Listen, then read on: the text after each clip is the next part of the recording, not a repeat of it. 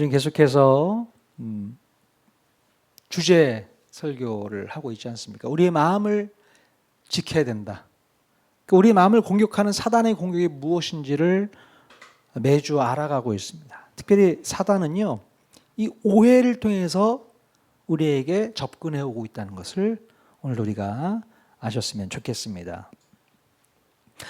자, 우리 예수님께서는요, 사람을 함부로 판단하지 말라고 우리 지난주에 얘기하셨죠. 남의 눈에 있는 티끌을 발견하려 하기보다는 내 자신에게 있는 뭐부터 제거하라? 들보를 제거하라고 말씀해 주셨습니다. 자신에게 있는 문제는 전혀 파악하지 못하면서 다른 사람의 문제에 대해서는 지적하고 비난하고 판단하는 것은 단순한 실수가 아니라 인간의 마음 속에 있는 죄성을 건드리는 악한 사단의 공격이라는 사실을 우리가 분명히 깨달아야 합니다. 사단의 공격이에요. 그러니 우리들은 사탄에게 빌미를 제공해서는 안 되는 거예요. 만약 상대방에게서 어떤 문제를 발견하게 되면 혹시 나에게는 그런 문제가 없는지를 거울 삼아서 살펴보고 하나님의 뜻과 또 하나님의 성품으로 진심 어린 사랑의 마음을 담아서 그 상대방에게 다가가야 한다라고 말씀드렸어요. 가만 보면 우리가 누군가를 지적하고 판단하는 그 기준조차도 잘못된 기준일 수 있기 때문에 반드시 하나님의 뜻과 하나님의 성품이 담겨 있는 말씀이 기준이 되어야 된다는 것이죠. 말씀을 하셔야 돼요. 말씀이 기준되지 않으면 우리의 판단은요 100% 불법입니다. 우리가 무슨 판단을 할 수 있는 자격이 있어요? 말씀이 기준되지 않으면 우리의 판단은 100% 불법이다. 우리가 지난주에 다루지 않았는데요, 상대방을 판단하는 이유 중에 너무나도 자주 등장하는 이유가 있습니다.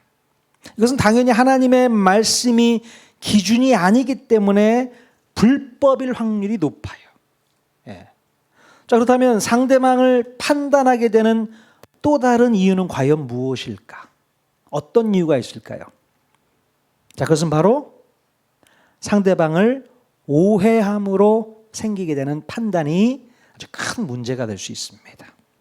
우리가 여러 사람들과 관계를 맺으면서 이 땅을 살아갈 때에 상대방의 말과 행동에서 그 사람을 오해하는 일들이 종종 발생하게 됩니다. 상대방이 의도하지도 않았는데 받아들이는 사람이 심하게 오해를 해서 그 사람을 판단하게 되는 일이 얼마나 많이 있는지 몰라요. 제가 얼마 전에 그런 일이 있었습니다. 어떤 목사님과 함께 약속을 했어요. 어느 장소에 몇 시에 나와서 나를 픽업해 주기로 했습니다. 그래서 그 시간 맞춰서 그 장소에 딱 나갔더니 그 목사님 차가 딱 와서 서 있는 거예요. 그래서 제가 문을 열고 그 차에 딱 탔습니다. 근데 목사님이 자리에 안 계신 거예요. 운전석에. 커피 사러 갔나? 그러고 앉아 있는데 쎄한 느낌이 드는 겁니다. 자세히 보니까 이 차가 아닌 거야. 목사님이 차가 아닌 거예요. 외형은 차종은 똑같아요. 딱 내부에 들어와 앉아보니까 목사님 차가 아닌 거예요. 그래서요, 어떻게 할게요? 얼른 내렸죠. 누가 볼세라. 차 주인이 보면 난리 나는 거 아니겠습니까? 엄청난 오해가 생길 수 있는 상황이 발생하는 거잖아요. 저는 절대 의도하지 않았습니다. 가만 보면 그 차량의 내부 환경을 보니까 여자분이 운전하는 차 같았어요. 야, 정말 깜짝 놀랐습니다. 그러고 나오니까 뒤에서 목사님 차가 오더라고요. 얼른 그 차 타고 나와 버렸죠. 그럼 오해는 정말 우리의 잠깐의 실수 때문에 생길 수가 있어요. 우리 이종원 집사님 공감하시죠? 몇 주 전에 똑같은 상황이 있었다면서요? 우리 성교사님 차 기다리다가 엉뚱한 사람 차 타가지고 그런 일이 종종 있네요. 예, 맞습니다. 참 그냥 웃음 짓고 넘어가신 해프닝이었는데 이게 만약에 누가 그 차 주인이 제가 그 차가 내리는 걸 봤다. 그러면 정말 이거는 심각한 문제가 되는 겁니다. 오해가 엄청난 문제를 불러일으키는 일이 되는 것이죠. 자, 오늘 본문 말씀에 보면 사람의 진심을 몰라주고 큰 오해를 받는 일이 일어나게 됩니다. 바로 블레셋의 골리앗이 40일 동안 이스라엘의 군대와 대치하는 상황에서 벌어진 일입니다.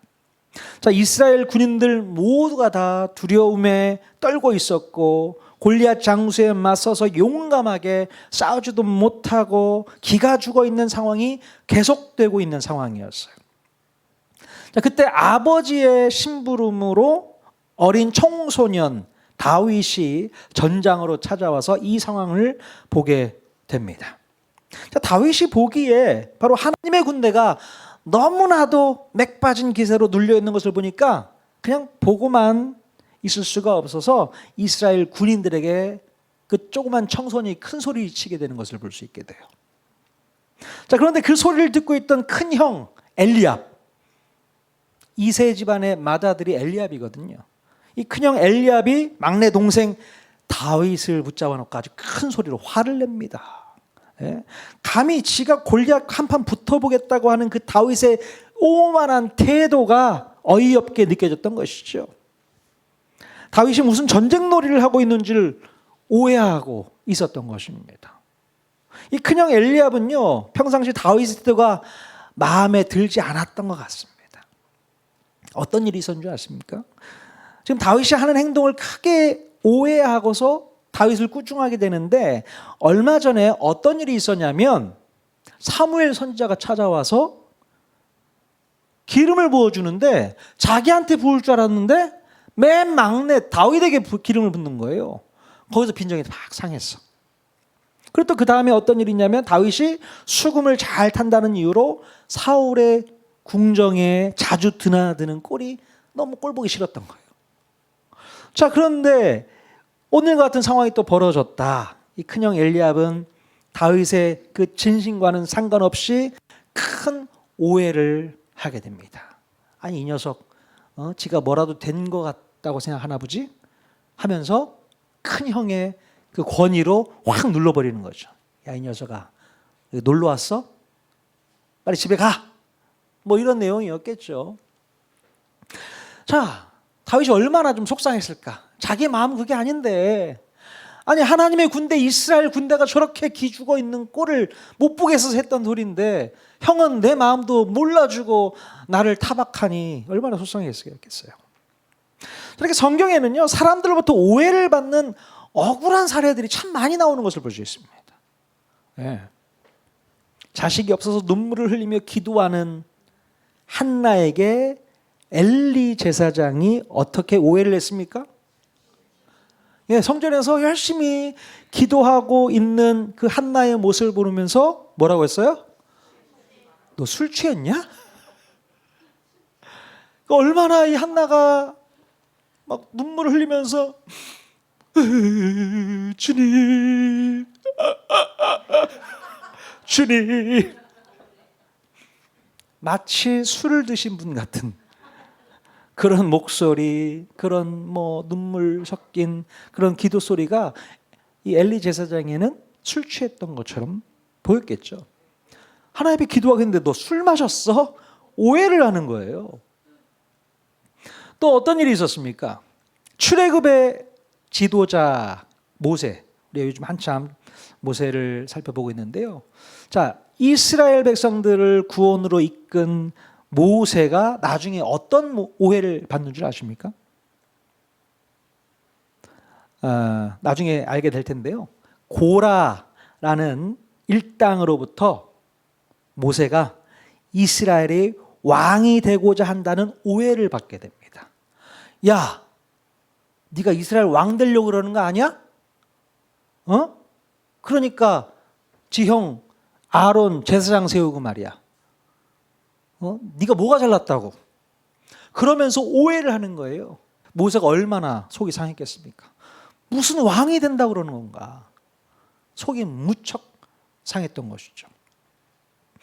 자, 이렇게 또 어떤 오해가 있었냐? 다윗이 사무엘상 말씀에 보면 다윗이 유다 지파의 왕으로 있을 때쯤에서 바로 북쪽 지파 베냐민 지파 측의 아브넬이 다윗에게 협상을 하려고 찾아오게 됩니다. 그래서 협상 끝내고 이제 집으로 돌아오는 길에 다윗의 장수 요압 장군이 찾아와서 이 아브넬을 칼로 죽이게 됩니다. 네. 자, 이 상황을 유다 지파 사람들과 북쪽 베냐민 지파 사람들이 봤을 때 뭐라고 생각했겠어요? 이건 분명히 다윗이 요압에게 시켜서 꾸민 일이다 라고 다 오해를 합니다.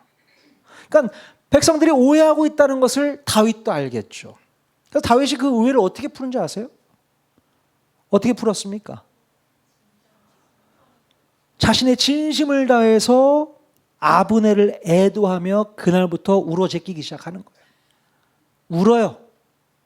정말 눈물을 흘리면서 애도하는 모습을 보여주게 됩니다. 자, 그러자 그 모습을 보고 나서 아하, 이것은 다윗의 공작이 아니고 요압의 단독 범행이었구나라는 것을 백성들이 그때서야 깨닫게 되는 것이죠. 그래도 다윗이 그렇게 오해를 풀 수 있어서 너무나 다행이었다 생각이 듭니다. 자, 이렇게 사람들은 의도치 않게 오해를 하기도 하고 또 오해를 받기도 합니다. 여러분들은 오해를 받아보신 적 있으세요? 오해를 해보신 적 있으세요? 왜 없겠습니까? 살다 보면 정말 많은 오해를 주고받기도 하지 않습니까? 자, 그렇다면 왜 사람들은 상대방을 잘 오해하게 되는 걸까요? 왜 이렇게 오해를 하는 겁니까? 자, 첫 번째는 자신의 무지함이나 잘못된 지식 때문에 오해를 하는 경우가 있습니다. 뭐 때문에요? 무지 때문에 그렇습니다. 제가 여러분에게 이런 얘기를 하면 어떤 느낌이 드시는지 한번 잘 생각해 보세요. 당신은 참 칠칠 맞으시군요. 집사님 왜 이렇게 칠칠 맞으세요? 기분이 어떠세요? 기분이 어떠시냐고. 좋아요? 자, 보세요. 대부분의 사람들은요, 왜 이렇게 칠칠 맞아? 이러면요, 어떻게 반응하면은 기분 나빠하고 화를 내기 시작합니다. 어떻게 나한테 그런 말을 할 수가 있어? 이렇게 얘기를 해요. 왠지 부정적인 표현이라고 생각해서 칠칠하다라는 단어를 나쁘게 생각합니다. 근데 여러분, 칠칠하다라는 단어를 사전에서 찾아보면 어떤 뜻인지 아세요? 말이나 행동이 깔끔하고 야무지고 단정하다라는 뜻을 갖고 있습니다. 칠칠하다가 그런 뜻이에요. 그러니까 보통 하는 소리가 너는 칠칠 맞지 못하니? 라고 얘기를 하잖아요. 그러니까 그 소리가 안 좋은 것 같은데 왜 이렇게 칠칠하니 하면 그 좋은 소리인데 라고 알아들어야 되는데 기분 나쁘게 생각하고 있는 거예요. 그러니까 칠칠하다라는 단어의 의미를 모르고 있는 거야. 무지하기 때문에 그것에 대한 반응을 그냥 나쁘게만 표현하는 것뿐인 것이죠. 그런 오해가 있다는 겁니다. 좋은 의도로 뭔가 이야기를 했는데 상대방이 그 좋은 말에 대한 지식이 없으니까 자기 마음대로 판단하는 겁니다. 하나의 예를 말씀드리는 건데요. 이 단어는. 그러니까 여러 가지 얘기가 참 많이 있습니다. 그러니까 누군가를 위해서 뭔가 칭찬을 하고 뭔가를 얘기를 했는데 받아들이는 사람이 오해를 하는 경우가 있어요. 무슨 의도로 저렇게 나한테 저런 말을 하는 거지? 그런 경우가 참 많이 있는 것 같습니다. 그러니까 우리가 지식이 부족하면 잘못된 그 지식 때문에 오해를 할 수 있다라는 것입니다. 특히 성경에 보면 욥의 친구들 아시죠? 욥의 친구들이 바로 이런 오해를 했던 사람들이에요. 자, 욥이 큰 환난을 겪고 있을 때 욥에게 찾아온 친구들은 머릿속에 잘못된 신학을 갖고 있었어요. 제대로 된 신학을 갖고 있는 게 아니라 잘못된 신학이 있었단 말이죠. 그래서 욥이 지금 고난을 받는 이유가 뭐냐? 바로 하나님께 죄를 지었기 때문이라고 고난당하는 것을 그렇게 표현하고 있는 겁니다. 야, 너 하나님께 고난받는 이유가 뭔지 알아? 네가 죄 졌기 때문에 그래. 빨리 회개해. 그게 문제 해결의 원인이야. 욥의 친구들이 다 그렇게 얘기하는 거예요. 그러니까 욥은 내가 죄 지은 게 없는데 내가 뭘 어떻게 해야 되는가. 근데 욥의 친구들은 인과율, 원인이 있으면 결과가 있는 게 아니겠어? 네가 지금 고난받고 있는 게 뭔 줄 알아? 네가 죄 졌기 때문에 그러는 거야. 그래서 하나님께서 널 벌하고 있는 중이라고. 그러니까 잘못된 신학을 갖고 있기 때문에 모든 것을 다 이렇게 단정지어 얘기를 하는 겁니다. 이렇게 잘못된 지식이 사람들을 오해하고 판단할 수 있게 됩니다. 나중에 욥기 말미에 가면 하나님께서 욥의 친구들을 혼내시는 장면이 나오죠. 어떻게 얘기를 해야 되는 거예요? 이런 상황에서는. 그래, 무슨 이유가 있겠지. 욥이 고난받는 것은 다른 특별한 이유가 있을 거야. 이렇게 얘기하면 안 됩니까? 근데 자기 머릿속에 있는 그 체계, 그 지식, 그게 잘못된 건지도 모르고 단정지어 그냥 얘기해버리는 거죠. 야, 너 내가 보니까 너 남들 모르게 죄 진 거 있지? 얘기해봐, 뭐야. 그것 때문에 네가 그러는 것 같아. 이렇게 얘기하는 모습이 안타까운 거죠. 신약 성경에도 보면요, 예수님의 제자들이 또 이런 모습이 있었어요. 앞을 보지 못하는 시각장애인에 대한 오해를 합니다. 예수님, 저 사람은 무슨 죄 때문에 저런 장애를 앓고 있는 거예요? 예수님이 제자들조차도 그런 오해를 하고 있는 겁니다. 그래서 예수님께서 그 오해를 풀어주셨죠. 야, 죄가 있어서 그런 게 아니야. 죄 때문에 그런 게 아니라고. 왜 그런 오해를 하냐? 왜 그런다고요? 지식이 없어서. 제대로 된 지식이 없기 때문에 오해를 하는 경우가 많습니다. 그러니 여러분, 제대로 된 지식을 가지고 살아야겠죠. 그래서 공부도 해야 되는 것이고 성경도 잘 알아야 돼요. 성경 지식도 모르면서 자기가 알고 있는 조그만 지식 가지고 뭔가 판단하고 지적하고 해석하려고 하면 큰 코 다칩니다. 아시겠죠?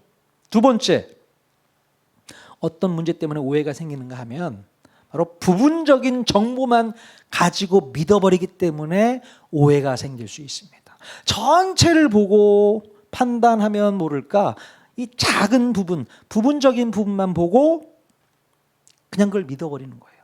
그게 전부라고 생각하는 것이죠. 아까 말씀드렸던 엘리 제사장이 한나를 보면서 술에 취한 것이라고 오해를 하지 않습니까? 이게 바로 거기에 해당되는 것이죠. 그러니까 전체적인 것을 보지 못하고 부분적인 모습만 보고 판단하는 것입니다. 그러니까 엘리 제사장이 이 한나를 바라보면서 평상시에 이 사람이 뭘 위해서 기도하고 있는지를 늘 봐왔다면 술 취했다고 어떻게 오해를 합니까? 근데 관심도 없었던 거예요, 엘리 제사장은. 근데 그러다가 한 여인이 정말 목 놓아서 울면서 기도하는 모습을 보니까 저 뭐야? 술 취했나? 이렇게 오해를 하는 것이죠. 작은 모습, 부분적인 모습을 보고 오해를 하는 겁니다. 이런 일이 너무나도 많이 있는 것이죠. 이 단편적인 정보만을 가지고 유추 해석을 해서 빠르게 결론을 내려버리는 이 나쁜 성향 다 있어요.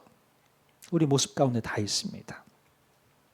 최근에 저희 가정에 장례식이 있었잖아요. 장례식을 하다 보면 왜 부의금을 이렇게 드리지 않습니까? 봉투에 이름을 써서. 근데 이제 나중에 이제 저녁 때 부의금 정리를 하다가 보니까 어떤 일이 있었냐면 이름이 안 쓰여 있는 부의금 봉투가 있는 거예요. 야, 이름을 왜 안 쓰셨을까?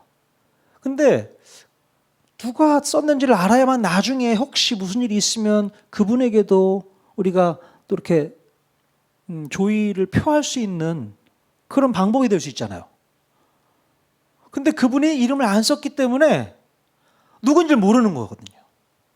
그럼 나중에 그분이 일을 당했을 때 뭐 저나 누가 조의를 표해야 되는데 못했어. 그럼 어떻게 될까요? 오해를 하게 되는 거죠. 오해를 할 수밖에 없는 겁니다. 아니, 나는 어느 정도 부의를 했는데 돌아오는 게 없네? 이러면서 오해를 하는 거예요. 그런 일이 비일비재하더라고요. 경험을 해보니까. 여러분 계세요. 여러분.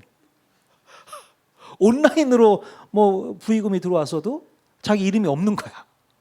그거 어떻게 알고 나중에 또 표현을 하냐고요. 참 답답하죠. 여러분들도 많이 있습니다. 헌금을 하는데 헌금 봉투에 헌금은 없는데 얼마라고 써주셨어. 그런 일이 비일비재해요. 가끔 있어요. 그럼 제가 어떻게 해야 됩니까? 봉투에다가 얼마라고 이름은 뭐야 저기는 썼는데 액수는 썼는데 돈을 넣는다고 해서 안 넣으셨던 거야. 깜빡하고. 받아내야 돼요? 그냥 넘어가죠. 뭐 어떻게 해요. 그러니까 내가 한 건 줄 알았는데 못한 경우. 그러니까 오해가 여러 가지 또 불러일으킬 수 있는 소지가 많이 있습니다. 겉으로 보이는 것이 전부가 아니다라는 것을 말씀드리고 싶은 거죠. 겉으로 보이는 것이 전부가 아니다. 어제 저희 교회에 제가 대학부 생활을 할 때에 사역자로 있을 때 제자들이 몇 명 왔었어요. 와가지고 함께 이제 차도 마시고 얘기를 나누는데 이제 제가 한 그 자매한테 그런 얘기를 했습니다. 야, 내가 너 처음 우리 교회 왔을 때 어떻게 봤는 줄 알아? 너 처음 왔을 때 보니까 머리가 노래가지고 좀 놀았나? 이런 생각을 했었다라는 얘기를 했었어요. 그때 당시만 해도 머리 노랗게 물들이는 친구가 별로 없었거든요. 근데 이 녀석이 머리가 아주 샛노란 거예요. 그래서 그때 당시에는 이게 좋게 보이지는 않잖아요. 근데 그런 친구가 교회에 왔으니 아이고 열심히 또 잘 가르쳐야겠구나 이런 생각을 했겠죠. 그런데 이 자매가 목사님의 사모님이 돼가지고 와 있는 겁니다.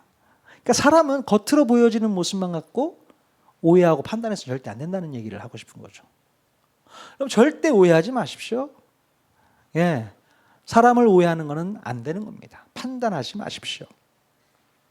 여러분 심리학 용어 중에서요 확증 편향 들어보셨습니까? 확증 편향이라는 용어가 있습니다. 자, 사람이 자신이 가지고 있는 기존 신념이나 또 자신이 생각했던 기대를 뒷받침해주는 정보만 선택적으로 받아들이고 그와 반대되는 정보는 무시하거나 과소평가하는 그런 심리를 바로 확증 편향이라고 얘기를 합니다. 자, 이게 무슨 말이냐? 예를 들어 설명해 보면요. 어떤 사람이 A라는 정당을 지지한다고 할 때에 그 A 정당에 대한 긍정적인 뉴스가 나오게 되면 신뢰를 하죠. 그럼 내가 지지하고 있는 정당이니까. 자, 그런데 그 A 정당에 대한 부정적인 뉴스가 떠돌면 어떻게 생각하는 줄 아세요? 아이, 저건 가짜 뉴스야. 누가 가짜 뉴스 퍼뜨려 버렸네. 이렇게 무시하는 겁니다. 이게 확증 편향이라는 말입니다. 자기가 믿고 싶은 것만 믿고요. 자기가 듣고 싶은 것만 듣고 하는 게 이 심리인 거죠. 그러니까 기존에 알고 있던 정보가 있다면 내가 알고 있던 그 정보에 새로운 정보가 들어오면 그걸 끼워 맞추는 식으로 생각을 하는 거예요. 네. 그래서 판단을 하게 되는 겁니다. 그런 일이 참 많이 있어요. 그러니까 부분적인 것만 가지고 생각하고 판단하는 것. 그러면서 오해를 불러일으키게 되는 거죠. 제대로 보지 못하고 오해를 불러일으키게 되는 겁니다. 정치적인 성향만 얘기하는 게 아니고 사람들을 상대할 때도 이런 모습들로 사람의 그 모습을 보고 판단하게 된다는 얘기죠. 그런 사람 있잖아요. 척 보면 알아. 그런 사람 있어요, 없어요? 저도 좀 이렇게 많은 분들을 접하다 보니까 대충 얼굴 표정만 보면 이런 사람이 이런 류의 사람이겠거니라는 생각을 할 때가 종종 있어요. 근데 그게 맞을 때도 있고 틀릴 때도 있어요. 전혀 의외의 어떤 태도라든가 성향을 갖고 있는 모습이 있을 수 있습니다. 근데 무조건 딱 표정 보고 딱 견적 나오네. 딱 보고 다 안다는 식의 결론은 잘못된 거죠. 그건 잘못된 겁니다. 오해하는 거예요. 그 사람에 대해서 어떻게 안다고 겉모습만 딱 보고 그 사람을 판단할 수 있겠습니까? 이런 식의 오해가 있다는 것이죠. 지난번에도 한번 제가 말씀드렸잖아요. 제 차를 뒤에서 받아놓고서 저보고 잘못했다고 와서 책임지라고 했던 그 여자 운전자 분. 본인이 한 게 아니라 저보고 잘못했다고 하는데 CCTV 딱 보니까 블랙박스에 딱 찍혀있는 거 보니까 본인이 잘못한 거거든. 그러니까 믿고 싶은 것만 믿고 보고 싶은 것만 보고, 그죠? 이게 바로 오해를 불러일으키는 소지가 있는 것이죠. 부분적인 부분만 보고 판단하는 것, 잘못된 겁니다. 자, 우리가 이 땅을 살다가 보면 어떤 상황 속에서 누군가를 충분히 오해할 수 있습니다. 내 의지와는 상관없이 누군가를 오해했던 적이 다 있었을 거예요. 그죠? 오해하는 것 자체는 죄입니까? 죄가 아닙니까? 오해하는 것 자체는 죄예요? 죄가 아니에요? 제가 볼 때는 죄라고는 말할 수 없어요. 하지만 오해를 통해서 상대방을 판단하고 정죄하고 이간하고 무시한다면 더 큰 죄를 짓게 되는 것이고 상대방에게 큰 상처를 줄 수 있게 되기 때문에 문제가 되는 거예요. 오해가 그런 문제를 만듭니다. 그래서 저는 어떤 오해가 될 상황이 되더라도 그 오해 때문에 먼저 내가 상처받지 않기를 결정해야 된다라고 생각합니다. 어떤 오해가 있어도 나는 상처받지 않을 거야. 그런 결정을 하셔야 돼요. 이 사탄이 쓰는 수법이 무엇인가 하면 오해의 소지를 만들어서 상처를 만들어내는 겁니다. 예? 문제는 우리가 누군가를 오해하게 되면 그 말 그대로 오해인 거잖아요. 오해인 것인데 우리는 그 오해를 팩트, 사실로 받아들이기 때문에 문제가 되는 겁니다. 잘못된 오해인데 그게 진짜 사실이야, 팩트야 라고 받아들이니까 문제가 되는 것이죠. 그럼 예수님의 모친 마리아가 약혼한 상태에서 임신을 하게 됐잖아요. 자, 그 사실을 약혼자인 요셉이 눈치채고 알아버립니다. 그렇죠.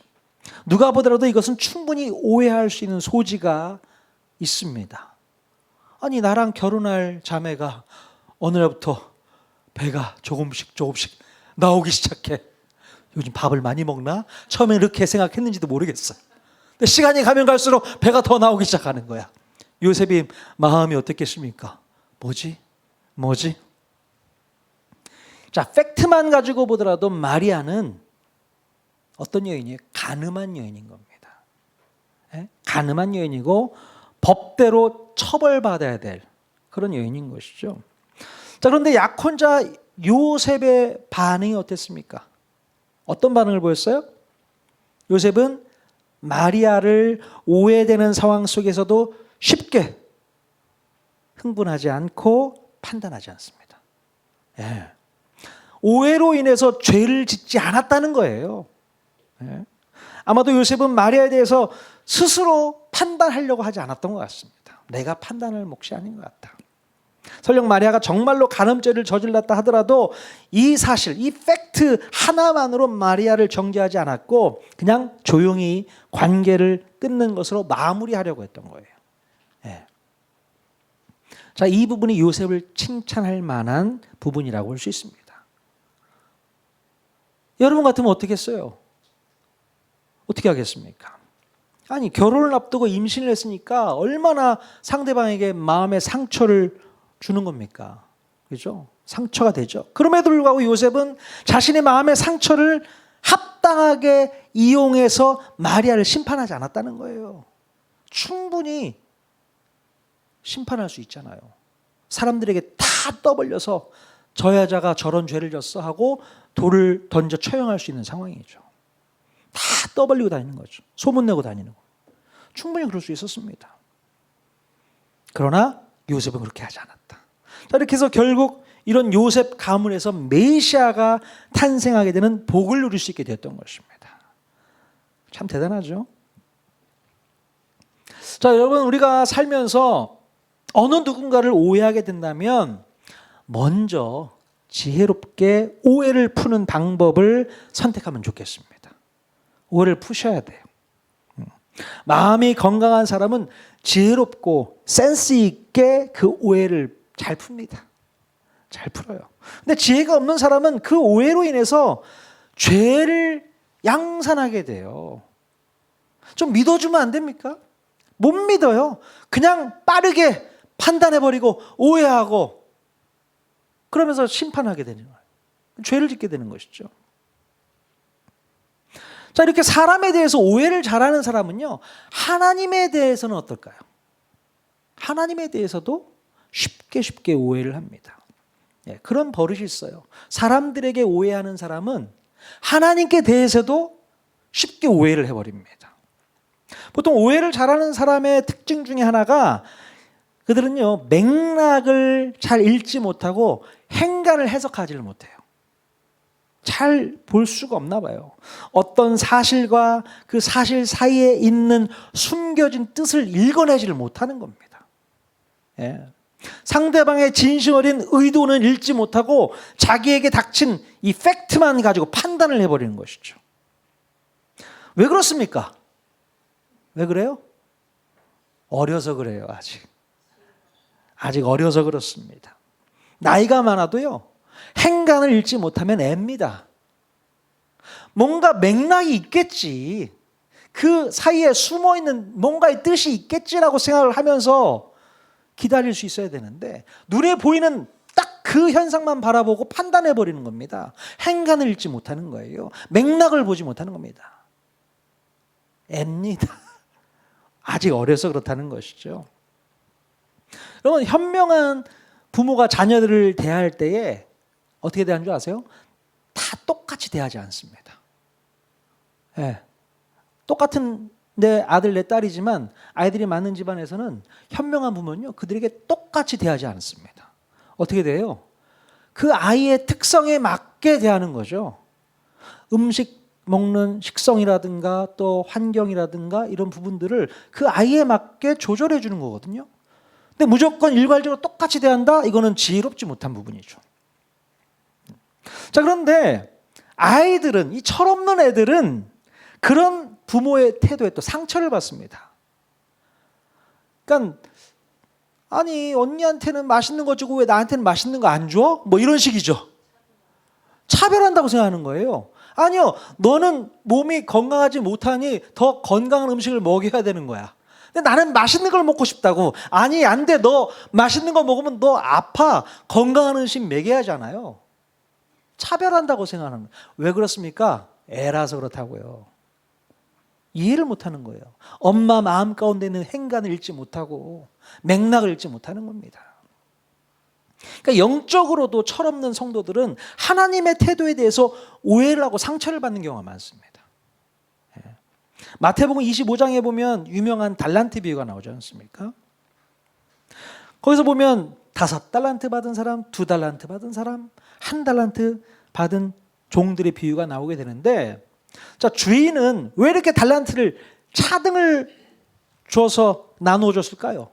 누구는 5개, 누구는 2개, 누구는 1개. 왜 이렇게 차등을 두는 겁니까? 차별하는 겁니까? 얘는 이쁘니까 더 주고 얘는 미우니까 하나 주고. 하나님이 그런 분이세요? 차별하시는 분이십니까? 아니에요. 이거는 차별이 아니라 저는 형평이라고 생각합니다. 하나님의 성품에 맞게, 형평에 맞게 나눠줬다라고 생각하는 것이죠. 근데 이것을 오해라면요, 차별이라고 생각해요. 이 1달란트 받은 자가 차별받았다고 생각합니다. 성경에 보면 재능대로 각각 나눠줬다고 얘기를 하거든요. 그럼 생각해 보십시오. 이 1달란트 받은 자는 내가 뭐가 못났다고 부족하다고 하나만 주나? 이렇게 생각할 수 있지만, 여러분 자녀들 가운데 머리 좋고 똑똑한 사람한테 재산을 많이 나눠주겠습니까? 머리가 나쁘고 똑똑하지 못하고 뭔가 불편한 그런 녀석에게 재산을 더 많이 나눠주겠습니까? 재산이 없어가지고 잘 모르겠죠. 똑똑한 녀석은 재산 안 나눠줘도 지가 알아서 먹고 살합니다. 근데 좀 덜 떨어진 애들은 재산 다 줘야지 먹고 살지 어떡합니까? 그래서 5개 준 거라고 생각하면 하나 받은 사람은 그렇게 이해하면 안 될까요? 내가 그래도 하나 가져도 충분하니까 하나님께서 나에게 하나만 맡기셨지. 그렇게 이해하면 더 좋은 거 아닙니까? 근데 차별한다고 생각을 하는 거죠. 하나님의 형평을 두고 우리에게 나눠주시는데 말이죠. 하나님에 대한 오해를 아주 심각하게 하는 이 한 달란트 받은 사람 어떻게 하는 거예요? 근데 이 모습이 누구의 모습이에요? 우리들의 모습일 확률이 높습니다. 그래서 하나님이 차별하셨다라고 생각하니까 상처받았다는 코스프레를 하는 거 아닐까? 나 상처받았어. 하나님한테 상처받았어. 어떻게 나한테는 이렇게 대할 수가 있나? 남들은 저렇게 행복하게 잘 살고 있는데 나는 왜 이렇게 불행하고 살고 있나? 이 모습이 우리들의 모습인 것이죠. 여러분, 사람을 오해하는 것은 주로 미숙한 사람들에게 나타나는 모습입니다. 성숙한 사람은 비록 오해의 소지가 있는 상황에서도 아까 말씀드렸던 행간을 잘 읽으려고 하고 맥락을 읽으려고 하면서 자신의 감정에 치우치지 않습니다. 늘 열린 마음을 가지고 상황을 대하고 환경을 대하고 사람을 대하고 하나님을 대하게 되는 거예요. 예. 서로에게 오해가 있으면 감정부터 상하지 말고 오해를 풀어보려고 한번 시도해 보십시오. 딱 감정부터 상해가지고 막 대들고 하면 됩니까? 안 되는 거죠. 그러면 오해 풀릴 수 없어요. 오해는 바로 사탄이 던져주는 미끼라는 사실을 여러분 꼭 기억하셔야 돼요. 이게 미끼입니다. 여기에 걸려들면 사탄이 좋아하는 일들이 쉽게 발생하게 되는 거예요. 예? 어떤 일이 발생합니까? 오해가 생기면 관계가 파괴되어지고 공동체가 흔들리고 무너지게 되는 거죠. 안타까운 일이 벌어질 수밖에 없는 거예요. 특히 하나님과의 관계가 깨져버리게 되면 이건 정말로 치명적인 겁니다. 하나님과의 관계가 깨져버리면 안 되잖아요. 하나님에 대한 오해가 생기는 것은 100% 누구의 잘못이라고요? 하나님 잘못입니까? 100% 그 사람의 잘못인 거죠. 하나님을 오해할 일이 아닌 거예요. 내가 아직 철이 없으니까 하나님을 오해하는 겁니다. 예. 내 잘못이에요. 내 책임이에요. 내 죄 때문이에요. 이 사실을 알고 꼭 명심해야 됩니다. 그러니까 오해한다는 것, 이것은 나의 연약함 때문에 생기는 문제일 수 있고요. 또 사탄이 던져주는 미끼라는 사실을 꼭 기억하십시오. 절대 오해할 일을 만들지도 않아야 되겠지만 오해를 받았다고 해서 그것에 상처받을 이유 없습니다. 그냥 이건 오해일 수 있어. 해결하면 되는 거야. 풀면 되는 거야. 그것 때문에 상처받았다고 얘기하지 마십시오. 사단이 주는 올무에 걸려들지 마십시오. 아시겠습니까, 여러분? 절대 우리 통하는 교회 성도들은 작은 일 가지고 오해하고 그러면 못 써요. 오해하지 말고 이해하려고 노력하십시오. 그러면 행복한 신앙생활 또 공동체를 이루어 나갈 수 있을 줄로 믿습니다. 아멘.